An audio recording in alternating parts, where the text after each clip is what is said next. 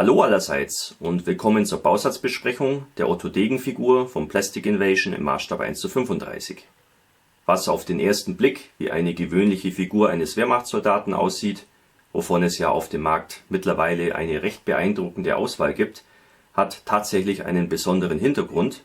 Es handelt sich hierbei nämlich um eine Repräsentation des Hauptcharakters Otto Degen aus der Kurzfilmreihe Verstaubt sind die Gesichter, produziert von Paralightworks. Ich verfolge die Arbeit der Jungs und Mädels von Paralightworks schon seit vielen Jahren und bin absolut begeistert von deren erstklassigen Kurzfilmen und den sehr interessanten Erklärvideos über die Uniformen und Ausrüstung verschiedener historischer Streitkräfte. Es ist sehr beeindruckend, mit wie viel Hingabe, Aufwand und auch Fachwissen diese Kurzfilme bei Paralightworks entstehen. Gerade auf die historisch genaue Darstellung und Ausstattung wird größter Wert gelegt, was ich als Modellbauer natürlich sehr zu schätzen weiß. Davon könnten sich viele andere Hollywood- und Fernsehproduktionen mit ihren gigantischen Budgets durchaus eine Scheibe abschneiden. Solltet ihr also Paralightworks noch nicht kennen, dann rate ich euch mal auf deren YouTube-Kanälen vorbeizuschauen, ihr werdet es mit Sicherheit nicht bereuen. Bereits in der Vergangenheit kam es zu einer Kooperation zwischen Paralightworks und der tschechischen Modellbaumarke Plastic Invasion. Dabei standen einige Darsteller mit ihren Uniformen Modell für ein Buch über die Tarnmuster auf deutschen Uniformen im Zweiten Weltkrieg. Das Ergebnis dieser zweiten Kooperation ist eine Resin-Figur im Maßstab 1:35 sowie eine Büste im Maßstab 1:12, welche Otto Degen, gespielt von Tristan Hebestreit, aus der Kurzfilmreihe Verstaubt sind die Gesichter darstellt. Die Figur war schon ab November letzten Jahres vorbestellbar. Es hat dann aber einige Verzögerungen gegeben und es hat dann bis Mitte April gedauert, bis der Bausatz endlich bei mir ankam. Aber jetzt ist die Figur da und wir können sie uns jetzt mal näher anschauen. Diese Figur ist in 2 Versionen erhältlich. Es gibt einmal die normale Version und die Paralightworks Sonderedition und das ist das, was ich mir hier geholt habe. Selbstverständlich als großer Fan von Paralightworks. Da sieht man hier auch das Logo und auch hier im Hintergrund hinter der Figur. Ja, die Schachtel, das ist normaler Karton, klein aber fein, ausreichend stabil, das finde ich in Ordnung. Wenn wir das Ganze dann öffnen, haben wir hier innen noch ein Autogramm vom Tristan, dem Darsteller von Otto Degen, das finde ich ganz nett. Hier dann in reichlich Polsterfolie eingewickelt 2 Beutel mit den Bauteilen für die Figur, und da es sich um eine Resin-Figur handelt, können dünne Bauteile auch sich gerne mal verbiegen. Resin ist manchmal ein bisschen weich. Hier ist noch der Tipp, wenn was verbogen sein sollte, einfach ein bisschen erwärmen, entweder mit einem Föhn oder mit heißem Wasser, und dann kann man das Ganze wieder ein bisschen weich machen und gerade biegen und dann sollte es passen. Ja, kennt man ja, wenn man öfter mit Resin-Figuren zu tun hat. Ist das eigentlich die gängige Methode. Gut, jetzt schauen wir uns die Bauteile mal näher an. Hier seht ihr alle Bauteile der Resin-Figur in der Übersicht. Ja, die Aufteilung ist ganz klassisch, so wie wir das auch von anderen Figuren kennen. Wir haben hier einmal den Torso mit den Beinen, der Kopf und die Arme liegen separat bei, ebenso einige Ausrüstungsgegenstände. Manche davon sind angegossen, manche separat. Ja, das ist so üblich und ganz klassisch. Der Kopf hat sich schon gelöst vom Angusblock. Das ist nicht weiter schlimm. Da kommt es zu keinen Beschädigungen, denn diese Verbindungsstellen, die sind eigentlich alle so platziert, dass das kein Problem ist und man das auch gut auslösen kann und versäubern kann.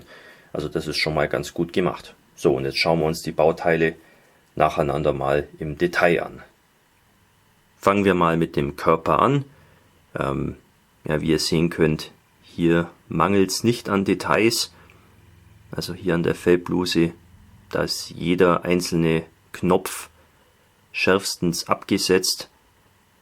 Ebenso hier jetzt die Magazintaschen für die MP40. Das sieht wirklich sehr schön aus. Auch der Faltenwurf ist sehr natürlich gehalten.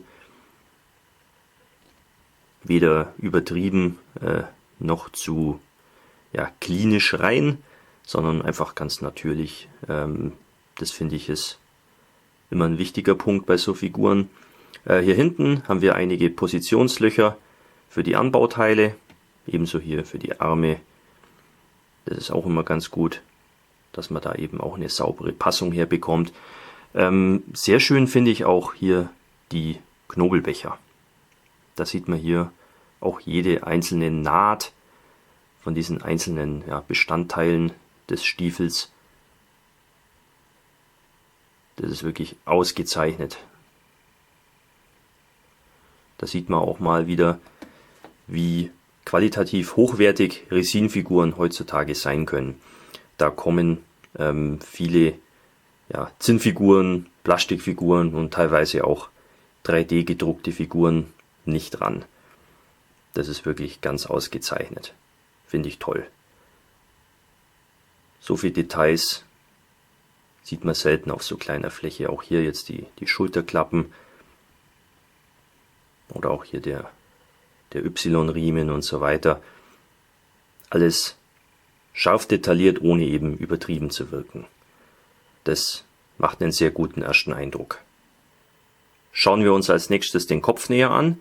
Der Kopf und das Gesicht, das ist natürlich immer besonders wichtig bei solchen Figuren. Wenn da was nicht passt, dann ruiniert das immer leicht den Gesamteindruck. Ja, das ist hier absolut nicht der Fall. Wie man sehen kann, das Bauteil ist ebenfalls äußerst fein detailliert und makellos. Resin neigt ja doch manchmal dazu, dass es da so kleine Lufteinschlüsse gibt, die dann sehr störend sein können. Das ist hier absolut nicht der Fall. Also absolut makellos. Ja, der Helm ist sehr schön dargestellt. Hier auch am Rand weder zu dick noch zu dünn. Also das macht dann auch die Handhabung etwas einfacher oder weniger risikoreich. Ja, und der Gesichtsausdruck, der ist natürlich auch sehr gelungen. Sehr dramatisch oder emotional. Der scheint irgendwas zu rufen oder zu schreien. Finde ich, ist sehr gut getroffen. Es wirkt sehr natürlich. Die Figur stellt Otto Degen aus Folge 11 von Verstaubt sind die Gesichter dar. Die Folge 11 ist bisher noch nicht erschienen. Deswegen weiß ich nicht genau, was genau in der Szene passiert, wo Otto Degen eben in dieser Pose zu sehen ist. Ich vermute aber, dass das möglicherweise was sehr Dramatisches ist. Ja, ist sehr gut getroffen, sehr, sehr natürlich und das wird eine Freude sein, diese Figur zu bemalen später. So, als nächstes schauen wir uns die Arme näher an. Ja, auch die sind sehr schön dargestellt hier. Der Faltenwurf wieder, der gefällt mir ausgesprochen gut, wirkt sehr natürlich. Der hält hier jetzt eine MP40, in der anderen Hand das Stangenmagazin dafür, der ist gerade beim Nachladen dargestellt. Ja, auch hier alles wunderbar dargestellt. Hier zum Beispiel der Abzug. Das ist überhaupt nicht klobig, sondern so filigran, wie es eben nur geht. Man sieht, der Lauf ist ein bisschen verbogen. Ja, Resin ist einfach ein relativ weiches Material. Aber wie wir ja vorhin schon erwähnt hatten, man kann das ein bisschen erwärmen, dann wieder gerade biegen, erkalten lassen und dann sollte es so bleiben. Ja, der Feldspaten hier, da haben wir ein bisschen Fischhaut dran, auch hier unten, aber das ist minimal, das geht mit der Zahnbürste schon weg. Ja, und ansonsten haben wir hier eigentlich nicht viel zum Versäubern. Das ist sehr pflegeleicht und die Verbindungsstellen sind auch gut platziert, wo wir das Ganze dann auch vernünftig versäubern können, ohne zu viel Aufwand oder Risiko. Das ist sehr durchdacht und schön gemacht. Für die MP40 bekommen wir dann auch 3 Schulterstützen. Eigentlich brauchen wir nur eine, aber wie man sehen kann, ist dieses Bauteil extremst filigran gefertigt. Da kommt Resin auf jeden Fall an seine Grenzen. Deswegen liegen die einem gleich schon mal 3 Stück bei, weil die Chance ist doch relativ hoch hier beim Auslösen oder auch zu einem späteren Zeitpunkt, dass es da zu Beschädigungen kommt. Und dann hat man auf jeden Fall noch Ersatz. Das ist schon mal ganz gut, wobei ich persönlich das schon fast ein bisschen übertrieben finde. Ich hätte das vielleicht doch ein bisschen dicker gefertigt. Denn es bringt nichts, wenn das dann wirklich absolut maßstäblich ist, aber halt so fragil ist, dass man nichts damit anfangen kann. Ja, mal schauen. Ich werde die Figur nachher für euch noch gleich zusammensetzen und dann kann ich dazu mehr sagen, wie sich das in der Praxis gestaltet. Ja, und dann haben wir noch die beiden letzten Bauteile. Einmal hier die Feldflasche und diese Komponente, die besteht aus der Zeltbahn und dem Essgeschirr. Ja, auch hier ist alles feinstens detailliert. Die Angusstellen sind auch gut platziert. Finde ich gut. Ja, man sieht auch hier am Kochgeschirr, der Henkel ist sehr scharf dargestellt, ebenso die ganzen Gurte hier. Das macht einen guten Eindruck. Hier wäre normalerweise der Kopf befestigt gewesen. Der ist ja schon abgefallen und den haben wir uns auch schon angeschaut. Ja, das macht einen sehr hochwertigen Eindruck. Ist durchdacht. Gefällt mir sehr gut. So, ich habe die Figur für euch auch schon gleich fertig montiert. So können wir dann auch gleich sehen, wie die Figur aussieht, wenn alles beisammen ist. Ja, das ging relativ fix zum Versäubern und zum Montieren. Ich habe ungefähr 30 Minuten gebraucht dafür. Und wie man sehen kann, ja, das sieht wirklich hervorragend aus. Es ist gerade mal hier hinten, da sind so kleine Spalten. Da lässt man ein bisschen Mr. Surfacer 1000 reinlaufen. Und dann sind diese kleinen Lücken auch verschlossen. Und der Rest ist wirklich makellos. Ich habe den Lauf der MP40 begradigt, einfach mit dem Föhn ein bisschen erhitzt, gerade gebogen. Und das hat dann auch schon gereicht. Ja, und bei der Schulterstütze, da war ich ja ein bisschen skeptisch, weil die gar so dünn ist. Aber auch das ließ sich gut machen. Es hat, wie man sehen kann, auf Anhieb geklappt. Ich habe das einfach mit dem Skalpell vorsichtig abgeschält und dann eben angeklebt. Und ich denke, das sollte so passen. Ja, also das sieht doch wirklich wunderbar aus. Eine sehr schöne Pose, es wirkt sehr natürlich, gut getroffen. Also das Ganze dann noch kombiniert mit einer hervorragenden Qualität. Da gibt's echt nichts zu meckern. Das ist wirklich eine sehr hochwertige, schöne Figur. Genauso wie wir das uns auch nur wünschen. Also bin ich sehr angetan davon. Respekt und Anerkennung für Plastic Invasion.